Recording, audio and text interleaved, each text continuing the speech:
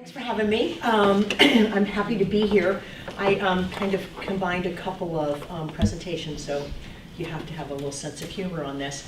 Something that Steve and I also talked about the other day, which I've included as far as, in addition to basic volunteer management and recruiting strategies, is also that the interaction of volunteers and staff. Yes. And sometimes that's not always the easiest venture, but you are all small business people. You are every day in human resources, and that's what volunteer management is. Volunteer management is no different than human resources management. It's just that we don't pay our volunteers, but we get lots of other, they get lots of other benefits, and we do too. So it's kind of a serious business, and it's not a serious business. But I think if you look at it in terms of a professional management, then you're going to have a much more successful volunteer program than if we just drop back 10 and punt. Mm-hmm. Okay, so see here, this is like, okay, so where is the thing anywhere? You can be anywhere in the room. And So You don't have to point. Don't have to point. Oh, you don't? It's like High tech. it's so awesome. So, and now you're really scaring me. Okay, so of course the basics of volunteer management are creating your plan, and then recruiting and placing those volunteers, orienting and training them, supervising them, and evaluating your volunteer program. We always have grand ideas. Sometimes they work and sometimes they don't, but as you do in your back, look at it and reevaluate and move on from there. So what is the volunteer?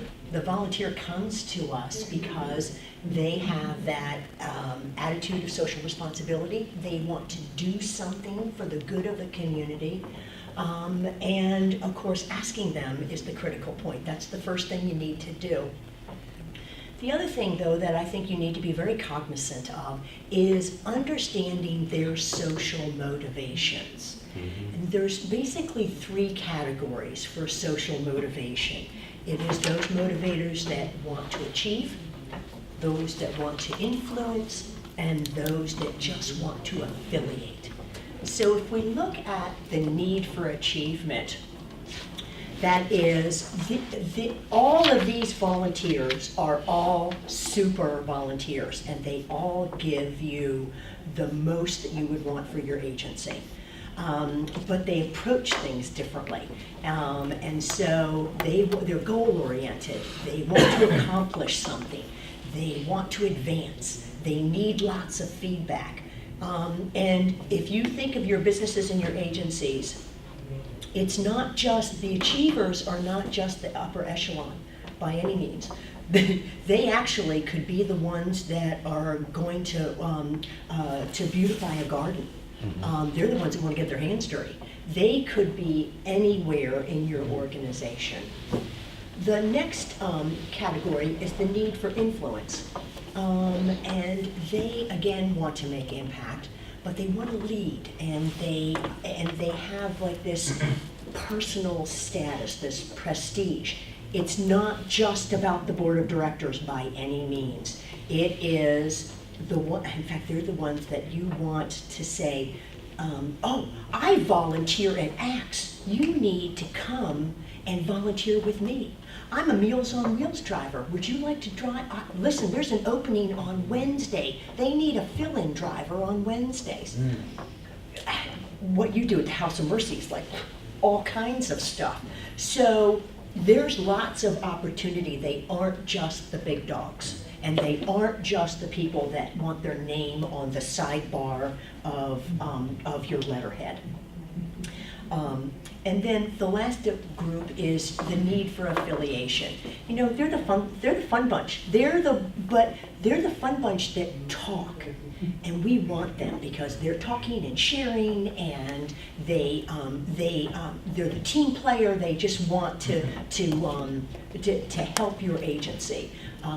See, so all three of them are different, but yet they're very alike in that they want to do the best for you, and they want to be in the best situation that you can put them in. So to create those motivating volunteer positions, there's a couple of characteristics that you want. And one is that you want that sense of ownership, that sense of responsibility. You want to give a volunteer the authority to make those decisions. You want them to be responsible, and you want them to, that they keep score, that they have benchmarks. So, and how you do that, how you trust that volunteer, is in your development of your volunteer program. So, you want to be careful and very cognizant of your risk management. Okay, so from the point of the volunteer, it's that they are going to follow directions, they're going to do what they're told, they're not going to do anything that's criminal. But for you, it is setting up that safe environment, that you have all the established policies and procedures in place, that you keep them safe, and you keep them in a situation, they know their parameters. You've already given them lots of responsibility, but you need to give them parameters as well. That's the question. So, Yes. So do you treat them like, you got employees and then you have the volunteers, and there's a lot of similarities at the beginning because of the laws and all that stuff, and then it just branches out a little bit differently? Is that how I look at it? Or? No, they should be absolutely identical. So Okay. all the practices All the that way you, through. yes, absolutely. What you do for paid staff, Okay. you should do for volunteer staff as well. Okay, and I use that term staff just. Well, I think differently. Like if I'm talking to a volunteer and I'm talking to like a full-time employee, I mean, the legal stuff and everything, yeah, it's the same. But yeah, I might talk to them a little bit different though, because this guy's here for the money and something, and this person's here for something else. So it's just a little different. Steve. I mean, I'm just. I don't know, because at Axe, we really look at our volunteers are just unpaid Yeah. staff. Okay, so you treat them like a regular employee then. Okay. Absolutely, and it depends on what they're doing. Yeah. So if it's somebody who's just coming in one time Yeah. to help fill bags for the food pantry, that's different than the volunteer who's there every Tuesday Right. Yeah. to work in the finance department, or every Wednesday and Thursday to be a case manager for the food program.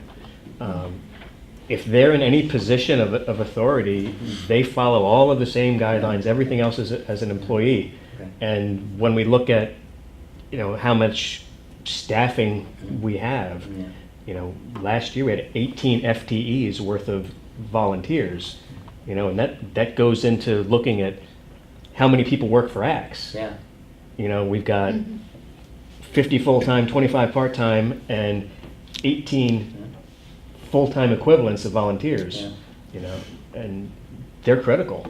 Yeah. Well, I was wondering if you try to be nicer to volunteers if you're not getting paid. See, that's my, what I'm saying? Yeah. You know what I'm saying? That's what Well, what Mike said, that's- because think about the Yeah. chamber, it's such a big, with managing the councils, it's almost all volunteers. Yeah. And if I say, oh, sorry, I just wasn't able to get to it, I'm not gonna drill into them like I might with a No, staff no. person.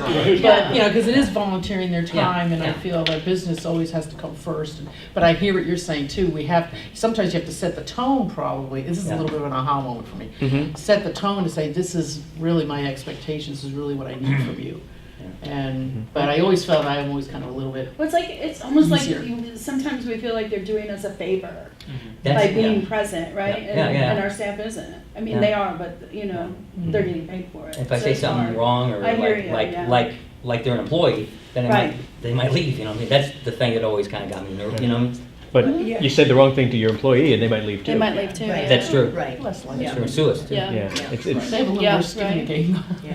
It's the difference between, if you're just into the warm body syndrome, you're into the warm body syndrome. I don't think there's any of us sitting at the table that are into warm bodies, and so it's really about giving, just because you pay one and you don't pay the other, if you set the parameters, then that's, and you'll get more out of it. You'll get more out of the volunteer. You'll get a better skill set. You'll get a more involvement, okay? Volunteers will shop. They'll shop you, okay? So the more, if they are expecting a professional environment, then you need to give them that professional environment. Your best donor is your volunteer, because he has shopped you inside and out, and he knows what works and what doesn't work. I have several IT volunteers. They look at me and just go, oh, God. But because I absolutely admit, oh, God, then they're like, okay, this is what we can do for you, this, and we're here to help, and we're here to clean this up. Wow. And so, because they know that they're looking ahead. The girl might be here in the 21st century, but she's really not. So, Yeah, I think it goes back to something Cynthia was saying too, is we think that the volunteers are doing us a favor, and they are, There's some mutuality in it but though. they're coming for a reason. Yeah. They're not coming just to do, I mean, you said there's 3 motivations. They're coming because they want to achieve something, they're coming because they want to have influence in something, and they want to belong to something. Yeah. True. So right, Yeah. we need to make sure that we're meeting those needs right. even more than, because they're coming to get something just as much as they're coming to give something, whether they articulate that or not. Well, we try to get them to articulate them before we even bring them on board, Yeah. right? Like when you interview, those are the things we try to figure out, and then it's more, okay. Exactly, and it's managing expectations. Yeah. Okay, so, so you want to, as a means of managing this risk, you want to look at everything around you and to make sure that you're reviewing your situation, your policies, your procedures, that you're up to date with those issues, because that's the way that you manage risk, like you would in your own business. Okay, so recruiting the right volunteer. You know, this is a match. It's a relationship. It's you can easily take a group of kids to clean up something. But if you really want to have impact and have them have impact, then you really need to look at assessing the features and the benefits of what you're going to give them in their volunteer position. You want to screen your volunteers, and depending on your setup, your licensing and insurance guidelines. I have many volunteers that say to me, oh, you don't need me. Well, no, ma'am, I don't need you on Thanksgiving Day because you really needed to register for that volunteer job like 6 months ago. So, and I'm sorry for that, or we don't have enough time to do a background check. And your licensing and that is going to guide you of what you need to do as far as screening your volunteers. And here again, getting the best and the most out of them. You want to have interview policies in place. And you also, to do the best that they can, but the most important thing is that if it's not a right fit, it's not a right fit. And so if they have a skill set that you can't use, refer them back to Volunteer Prince William. Let's see if we can find them a job. Or if they have crossed the line in a lot of different ways, proselytizing or, and it's like, that's not acceptable anywhere. I'm so glad that you're involved in your house of worship, but not here. So, and if they do anything on the volunteer job that is not appropriate, you fire them on the spot. It's just, I'm really sorry, but this isn't a good fit. Wish you the very best. And don't think anything of it, because you wouldn't think twice about it if it was a paid staff member that had done something inappropriate. Yes, Jason? Mary, do you have a list of interview questions for volunteers? Because a lot of the interview questions that I ask are very skills-based. Yep. So I don't know. I don't know if I could translate that experience to volunteers like the same way. Like, I don't know if I'd be able to write a good interview question based on my experience with writing interview questions. It's a good question, and I'm sure that we do. We have a program that we do twice a year. It's called the Volunteer Management Training Series, and actually Jan has just completed our fall session, and there'll be one in the spring. And this is a 6-week course. We meet Tuesday mornings, 9 to noon, and we go into depth in each one of these categories and give you lots of opportunity, lots of data, first of all, and then lots of opportunity to interact with the folks in the class. We do this class right at our offices, right here right here in downtown Manassas, and it's free, and it's called the Volunteer Management Training Series. So I would encourage anyone who wants to know more specifics on volunteer management. But you know what, Jason, there's a lot of data out there. There's a lot of information out there. I'm going to give you some sites to check out. Yes? Yeah, just wondering how many other folks have had to fire volunteers? To what? Had to fire a volunteer? Oh, Yep. Yeah. What was it like? It was a no-brainer, you know, it was not a good fit, and he was monopolizing my staff's time, so not only was he not helping, he was interfering with the work that needed to be done, and so we just let him go. Yeah. And volunteers are also representative of your organization. Right. So if someone's like really toxic, you know, out doing your work or and being in the community, that's a reflection on your organization. Yeah, we have to have the people that are gonna represent us in the best way possible, right? And if they're not doing that, but that was, the person that I had to let go was someone that was in-house, so it wasn't out in the community. He was helping in the center, and it was a nightmare. Yeah, we had one that we ended up doing like a corrective action plan, just like we would with a staff. You know, Yep. he was a retired military guy, used to being in charge. I guess he's the one who needed to lead. Yeah. And there were ways that he couldn't lead, yet he kept trying. And he had a sense of humor that most of the women who were working with us didn't appreciate. And, you know, talked to him, gave guy, second time it happened, like, look, you Yeah. gotta go. And he was so skilled. He was really a skilled volunteer, as really asset if he just worked by himself. Yeah. But we actually lost 2 volunteers because of him. And then once he was gone, we were able to recruit them back, because they're like, we're not working with that guy. Yeah, it's really, for me, it was really important to take action quickly, and Yeah. it sounds like you did too. Like, not let him sink the whole ship. Yeah, because it's, you know, when we tolerate these things, and then we just go, what in the world was I thinking? No.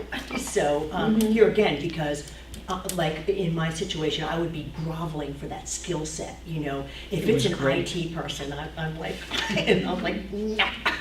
Thank you very much, have a nice day, bye-bye. So anyway, yes. Well, I think that's why the interview process too is so important. Like, you don't always think that for a volunteer, right? Like, ooh, we need help. Come on, when can we start, right? Right. But I think, you know, I haven't had the experience of firing a volunteer, I don't think.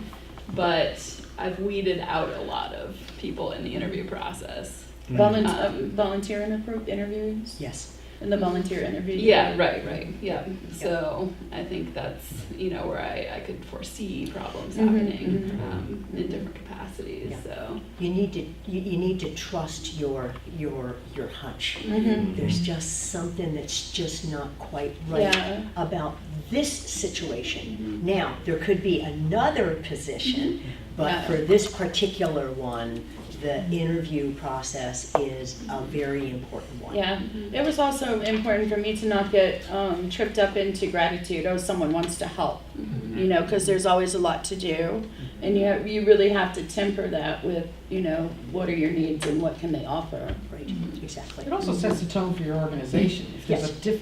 if there's a challenging process, even as a volunteer, it really kind of sets the precedent of expectations and say, oh, this organization really takes this seriously. It just makes them even feel, oh, wow, once you bring them on board, okay.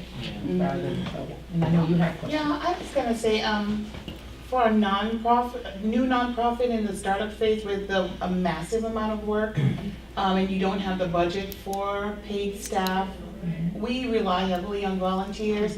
So I've experienced a variety of what I've heard since I came in on the tail end of, but just at the top of the question. So we do screen our volunteers, but we need the manpower so urgently that we don't have the luxury. I try to remediate situations until I have the time, whenever that is, to find a better replacement. But we've experienced a variety of volunteer-related challenges to include, you know, individuals who love the mission that we do, but think they can do it better, or not fully understanding why it is the way it is that it's structured. And so we've had toxic volunteers, that we've had to let go because they were just toxic. Right. And I like how you said it's a representation of your organization. And then when you do let go a toxic person, they take that toxicity into the marketplace. Right. So it's a constant Right. job of, and so what I've done recently, I've just brought on a volunteer to manage and coordinate the volunteers. That's very important. And that's been working out really, really well. What is your business? What's your business? I'm with Carry to Full Term. Oh, okay. Yeah. You might as well mention your business too. I'm sorry, say that again? You mentioned your business. It's, We already went in our room, so. we rely heavily on our volunteers, Yeah. absolutely. What's your organization? Which It's the organization? Prince William County Bar Association. Oh, that's right. I didn't know if they. I'm just kidding, I know. That's okay. I'm just gonna sit quietly. We're not gonna let you do that. I was later. Jury box. And you were even, we'll call you out. So I'm really, Oh, you're Oh, I awesome. didn't even see you come in. No, I'm just getting real late. So, go ahead. Then You- the next phase, of course, is then the orienting or the training program. And here again, tell me, I will forget. Show me, I may remember. Involve me, and I will understand. Here again, depending on the job that you have for that volunteer, some kind of a training program needs to be implemented for them so that they know, here again, all these parameters we're talking about. We're managing risk exposure, friendship, our brand, our mission. We're managing all of that with our volunteer management. So, and here again, supervision, articulating everything so that everybody understands what we're doing. Recognition, my favorite part. Everybody loves a party.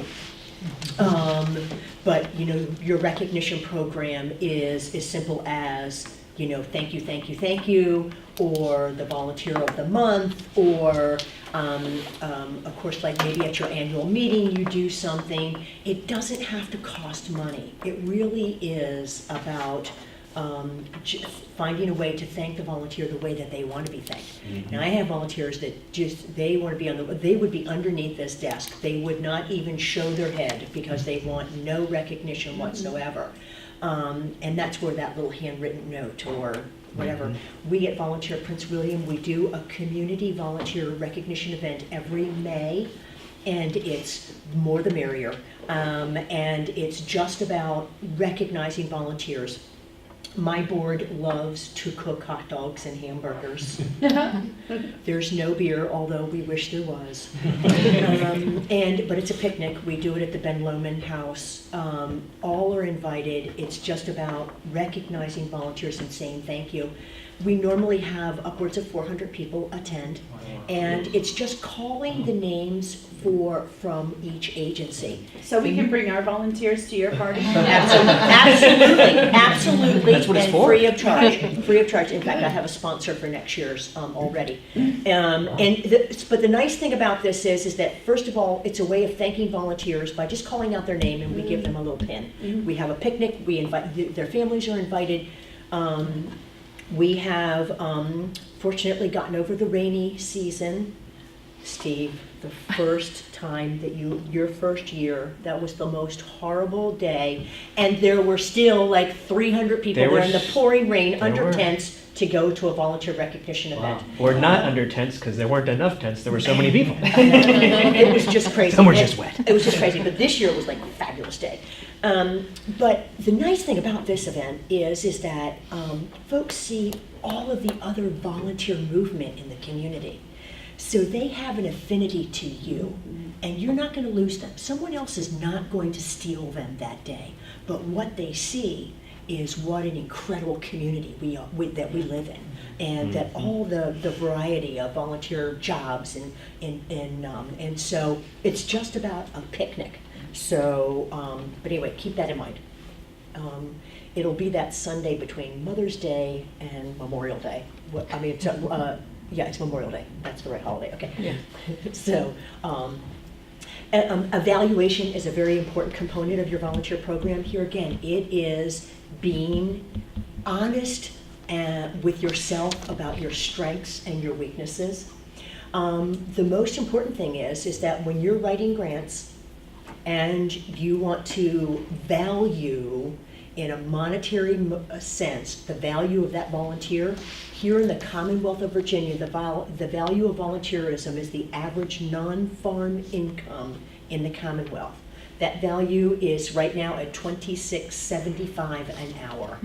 It's higher than the national average, and it's just because this is what the governor deems each year the value of volunteering. So, which is pretty cool.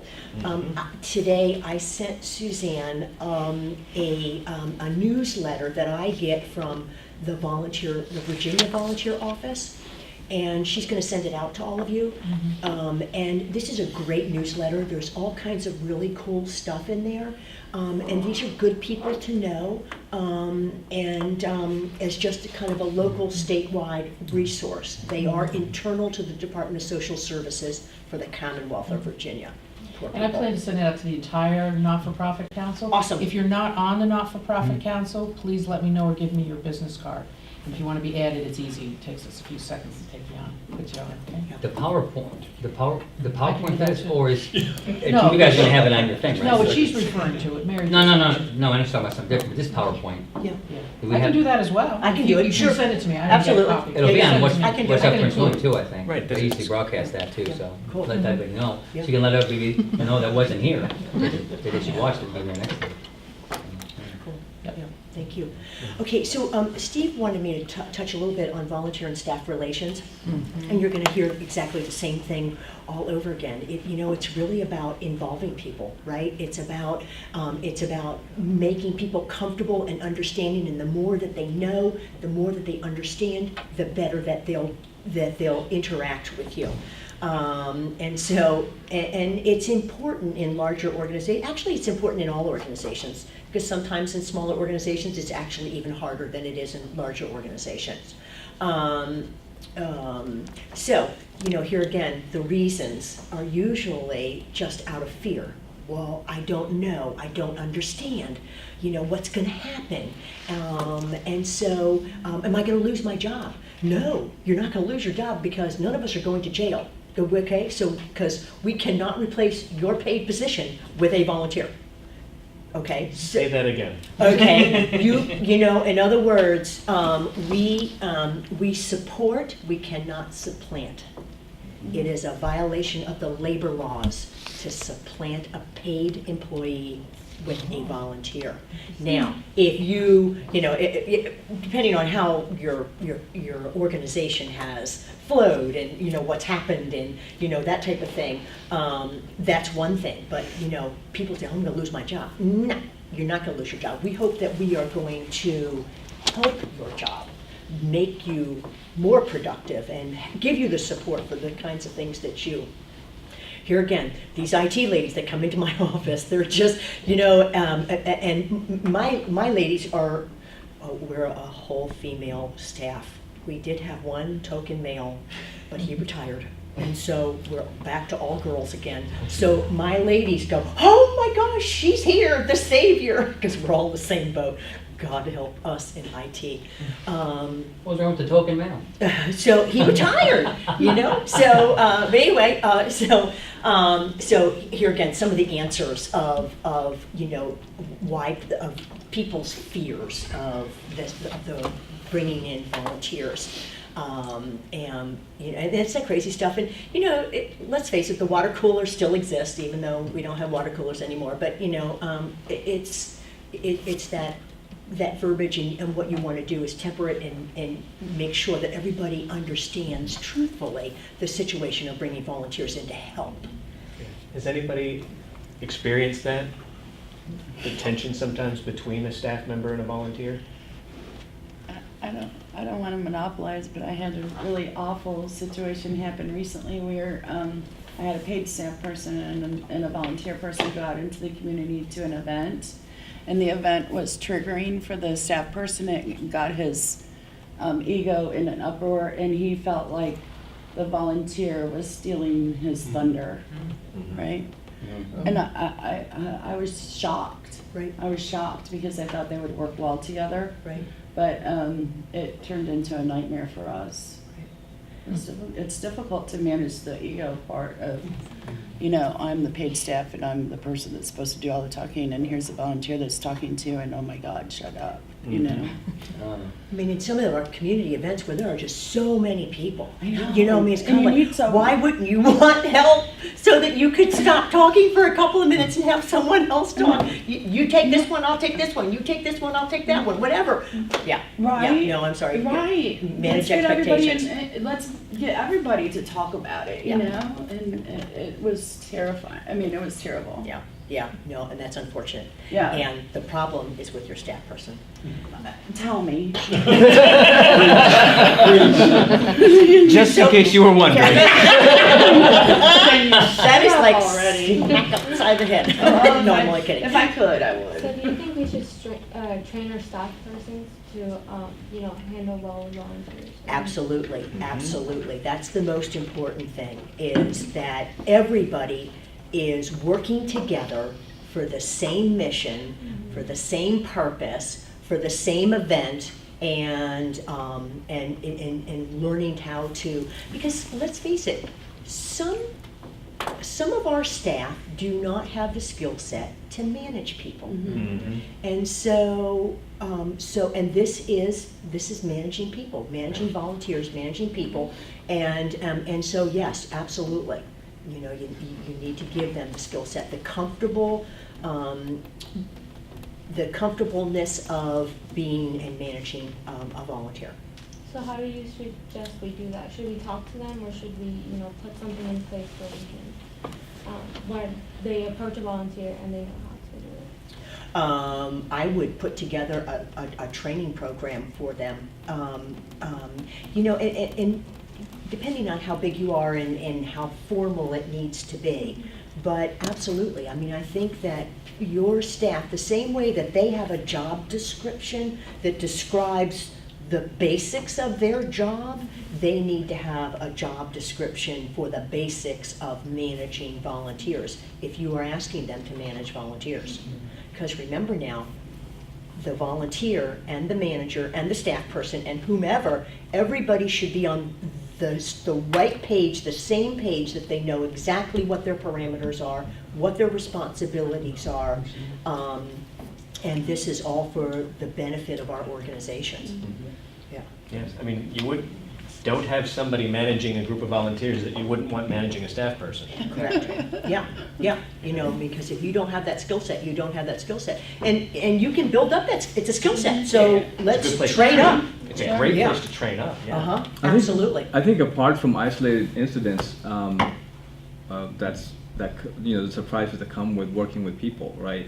I think it's all about being a leader who treats everybody the same, volunteer or not. One person is not more important because they're an employee or volunteer. It all depends on the work ethic. All depends on how they do their work and everything. And I think that if you focus on that, and like you said, set expectations and manage to those expectations, I think you create an equality which will resonate with the team as well. So Absolutely. May I ask another Very question? well Yeah. said. It is. It's just about bringing out the best in people. And it begins with being the best, right? So, and inclusive and kind and responsible and, challenging and, you rise up, because we don't want anybody rising down. We just want them to benefit our community and benefit our organizations. So, so I think I did that one, didn't I? Here we go, the little technology thing. Okay, so, and of course, selling your volunteer program inside of your organization is again about involving and bringing people together and making the most of it, and setting from the get-go what your expectations are. If and here again, in your staff's job description, you want to define that, this isn't just other duties as noted.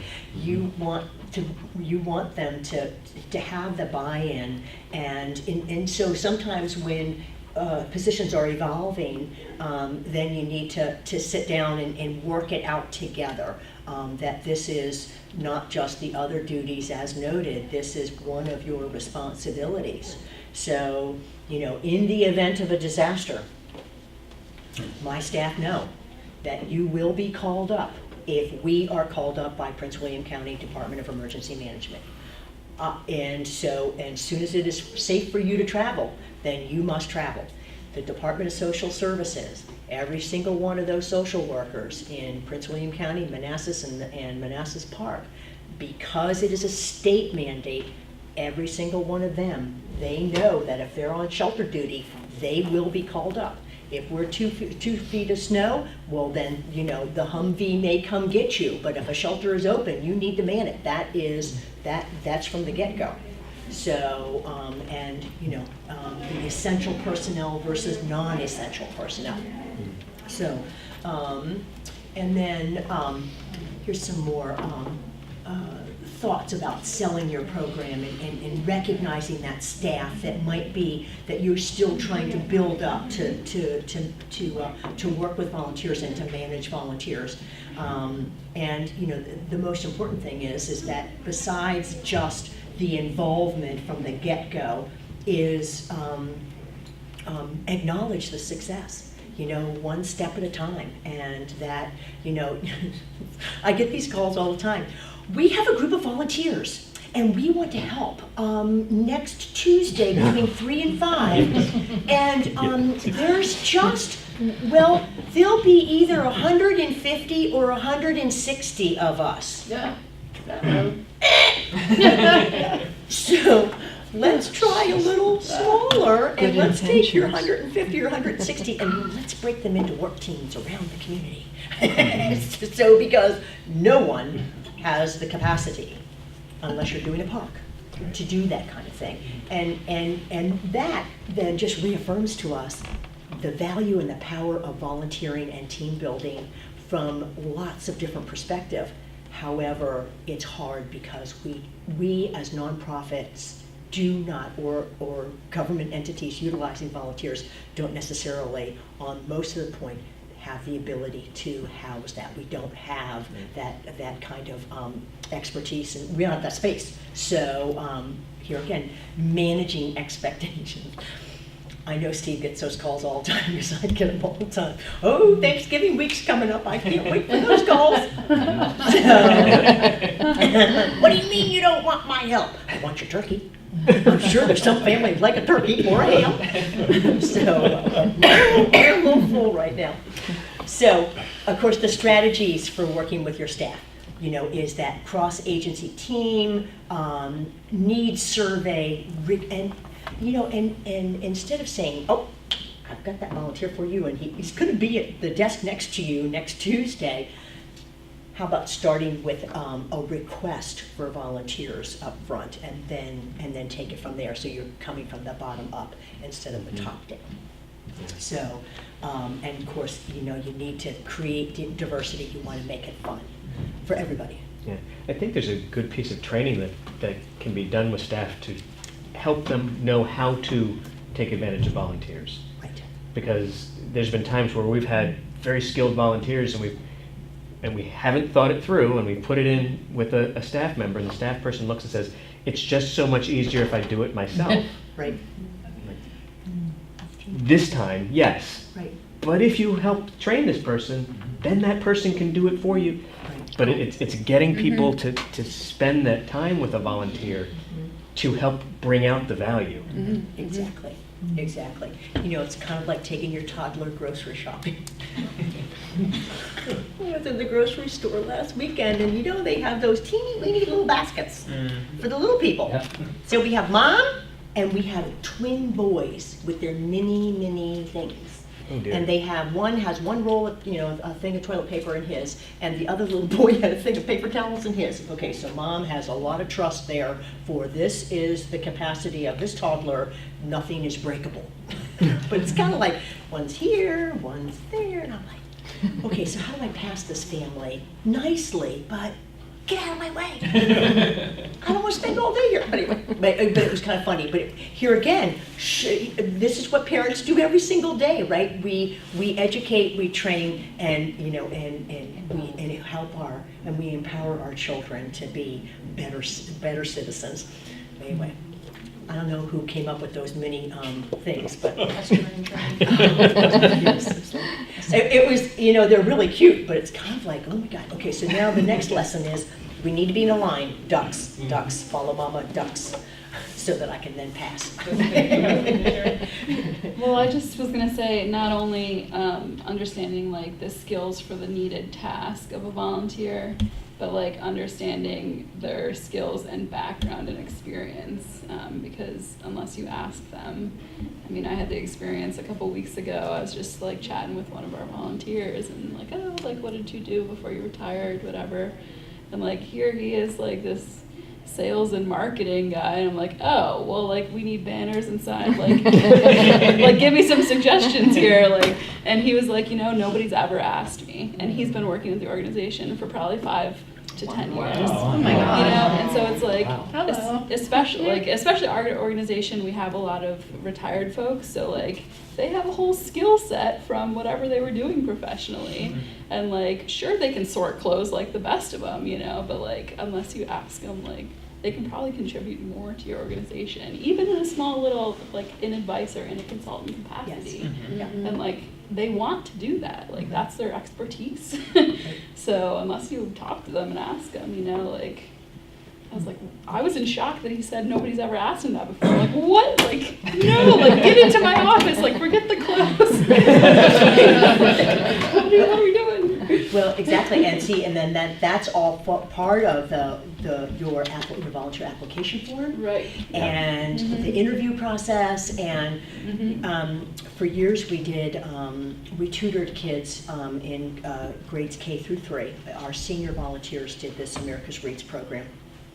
It was a federal grant program, and we had a lot of fun. And let's face it, the little people K through 3, how cute can that be? However, I have these volunteers sitting in broom closets with a child, teaching them how to read. It's like, no. Yeah. No. But the interesting thing is that folks would call us, especially men. And I was talking to this retired FBI agent one day, and I'm thinking to myself, wonder what we could do with him. But anyway, he said, he goes, I'd really like to step back and just do something so different. And being a tutor to a little child, he goes, our grandkids don't live here. I said, I tell you, you would love this program. I'll put you in whatever school is close to you, wherever you want to go. I said, but I have to tell you that being a man, chances are you're going to be matched with a little boy who doesn't necessarily need a lot of tutoring help. He needs a guy. And I don't know, a couple months later, he called into the office. He goes, oh my God, you were right. He goes, I have so-and-so, so-and-so, so-and-so, so-and-so, and this was a good reader, this is a good reader. Well, that one needs a lot of help, and I've been working with him, and I've been working with him. And he goes, but you know what? All of them are in the exact same situation. All of them needed a guy.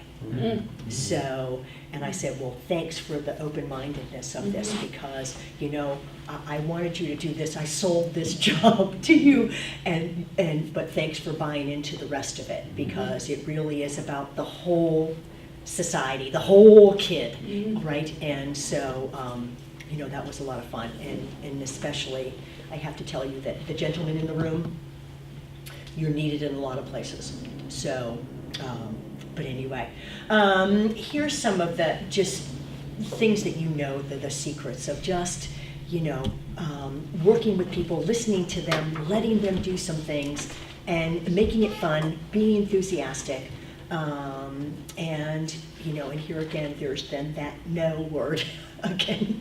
So, my motto of the day. So I know we're running out of time, but at Volunteer Prince William, we have a number of resources that we would love to help you with. We have a website. Go on the website, register your agency, register your volunteer needs.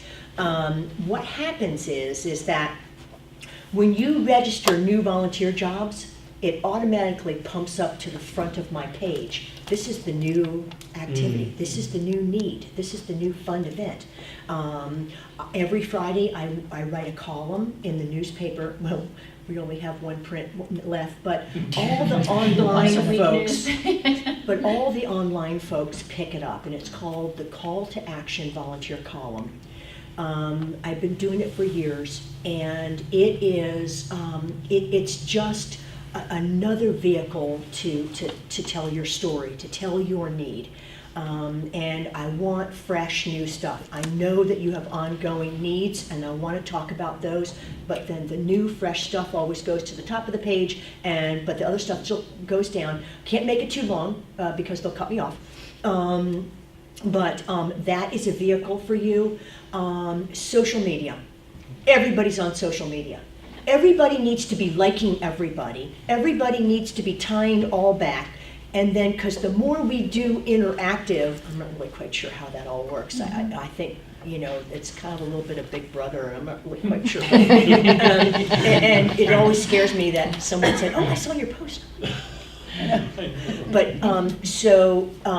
But really, use that technology, whatever the world it is, and link and like and do all that. We are on Facebook, Twitter, and we're just starting Instagram.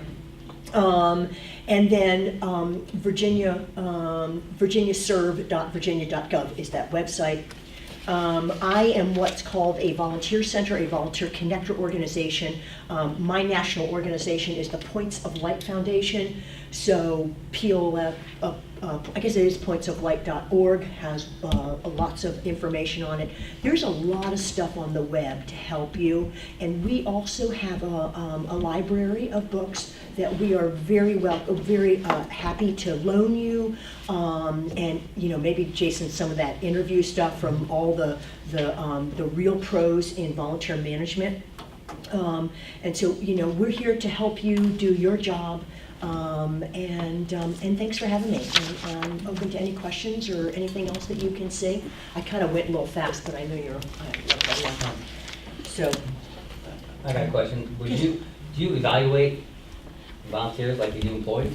Absolutely. You evaluate the same thing? Mm-hmm. Okay. Yep, absolutely. And in fact, our retired and senior volunteer program, it's required to do. Actually, we do too. We do the volunteers satisfaction survey. And here again, that's when you find out that someone might be bored or might want to do something else, or has a friend that they want to reach out to bring in. And then we also look at the site where they are volunteering.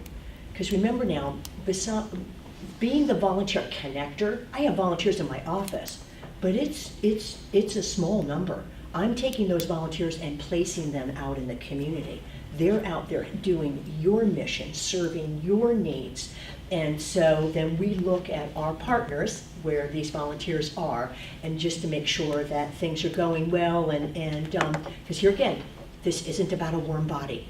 This is about a talented human being and realizing their talents and utilizing their talents for a mutually beneficial relationship.